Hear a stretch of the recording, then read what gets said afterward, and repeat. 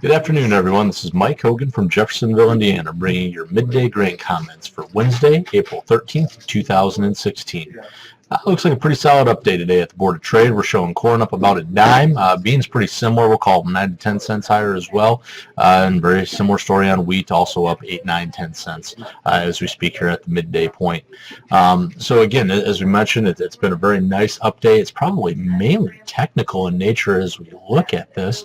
The outside markets are also giving a lending hand. Pretty much everything's up across the board, whether you're looking at stocks, energies, metals, equities, etc. Even the U.S. dollar's up 60 to 75 points right now too. So that's a little bit counter to the trade, but again, I think in the big macro picture, not a big deal from that dollar move, as it is well off of that 100-point kind of high marker that it was at just 30, 60 days ago. So again, I think all things kind of have a little bit of a risk-on theory to them.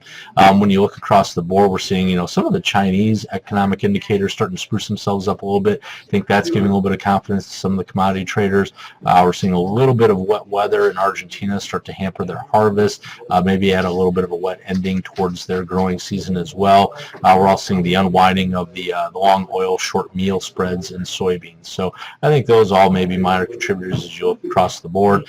Funds certainly have established a long based on what we've seen over the last few weeks on this, but we've also tested the 950 area, which is a gap left from some time ago, and we have been unable to break through it as of yet. So we'll see if we're able to do that over the next couple of days. That will be certainly a very necessary item if we want to keep this uptrend intact. Corn's rechallenged its breakout from the March 31st USDA report, so it's pretty much gained everything back there. Wheat certainly ride for the along for the ride, excuse me. But again, not much from a fundamental standpoint to push it around there. So again, we've seen rallies of about $1 in soybeans in the front month, 20 cents or so on corn.